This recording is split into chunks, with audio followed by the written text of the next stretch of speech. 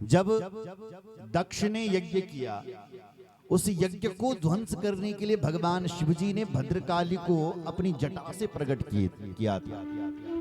जटाया समुद्भूतो वीर भद्रो महाबल। एक तरफ से तो वीरभद्र जी प्रकट हुई और दूसरी तरफ से जो है भद्रकाली मैया प्रकट हुई है। सुन रहे हो? भद्रकाली, तो भद्रकाली मैया अष्टमी तिथि को प्रकट हुई थी, इसलिए देवी का कन्या पूजन अष्टमी तिथि को करना चाहिए। दूसरी बात,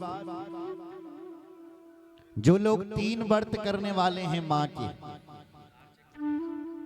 कौन कौन से करते हैं आप लोग? पहला, पांचवा और लास्ट वाला है ना, ये एक परंपरा है, इसका प्रमाण नहीं है कहीं शास्त्र में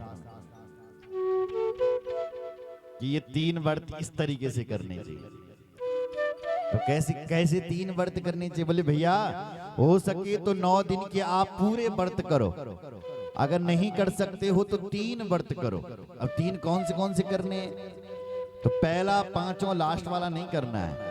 तो कौन सा करना है? बोले सप्तमी को करना है, अष्टमी को करना है और नवमी को करना है। सप्तमी महाकाली, अष्टमी महालक्ष्मी और नवमी महासरस्वती। तो ये 3 व्रत इस तरीके से करना चाहिए। कन्या पूजन 1 साल की बेटी का पूजन नहीं होता है, 2 साल से लेकर के 10 साल तक की बेटियों का पूजन करना चाहिए। 1 वर्षा न कर्तव्य, 1 वर्ष की बेटी का पूजन नहीं होता है, क्योंकि 1 वर्ष की बेटी बहुत छोटी होती है। अगर आपको उसको कुछ खिलाओगे तो कहाँ खा पाएगी बेचारी। इसलिए 2 साल से लेकर के 10 साल तक की बेटियों का पूजन करें।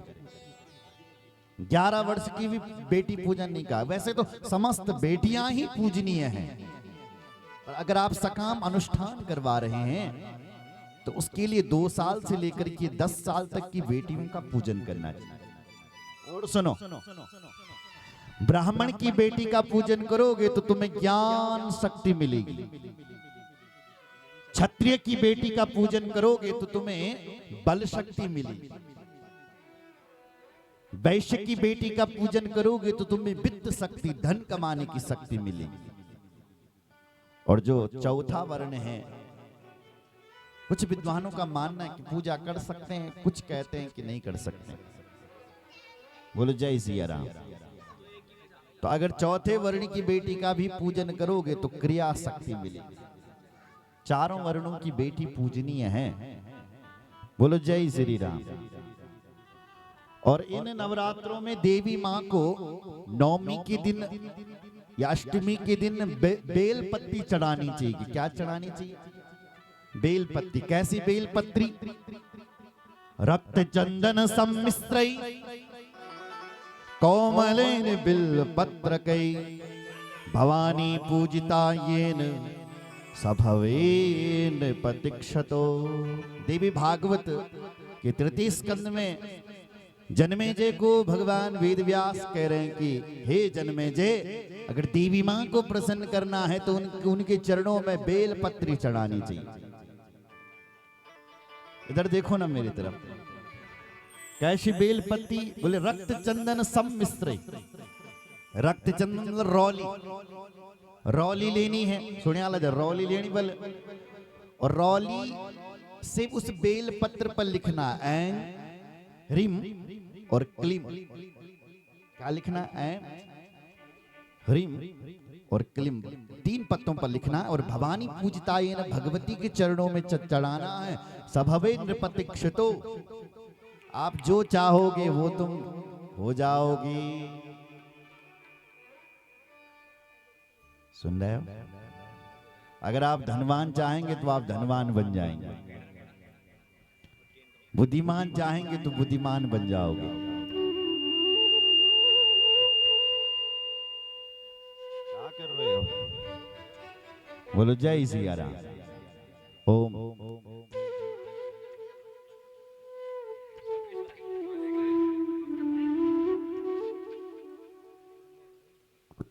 बोलो जय सिया राम। बोलो रामचंद्र भगवान की हर हर। और मैं और बता दूं आपको, देवी माँ को 3 चीजें बहुत प्रिय है। एक है पाठ, माँ का पाठ होना चाहिए। आप 6 महीने में ब्राह्मण देवता को बुला करके अपने घर पर पाठ कराओ माँ की।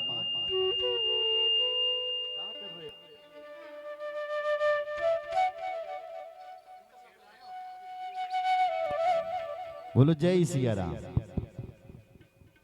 पाठ, माँ को पाठ बहुत प्रिय है। दूसरा कन्या पूजन,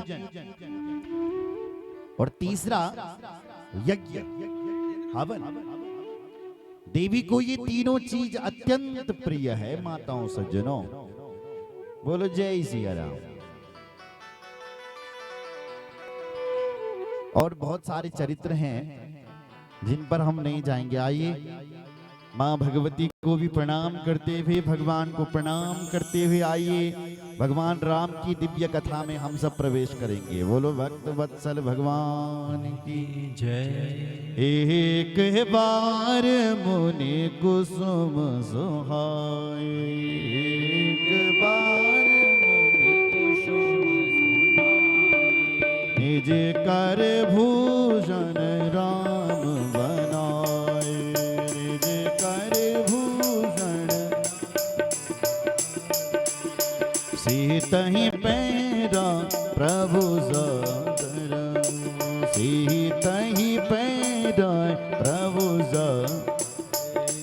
बैठी फटिक शिला पर सुंदर, बैठे शिला पर।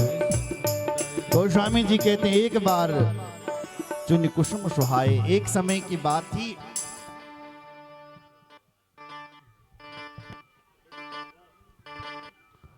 भगवान राम चित्रकूट से आगे बढ़े और एक जंगल में पहुंचे महाराज, और एक शिला पर बैठे। सीतई पहराए प्रभु सादर, और बैठे फटिक शिला पर सुंदर। एक शिला पर बैठे और भगवान राम फूलों से भगवती सीता का श्रृंगार करने लगे। श्रृंगार मतलब कंघी लेकर के नहीं, फूलों से। सीता जी को एक फटिक पर, एक शिला पर बिठाया। जंगल में क्या होते, पत्थरों के ऊपर बिठाया, अपने आप भी बैठ गए और चुन चुन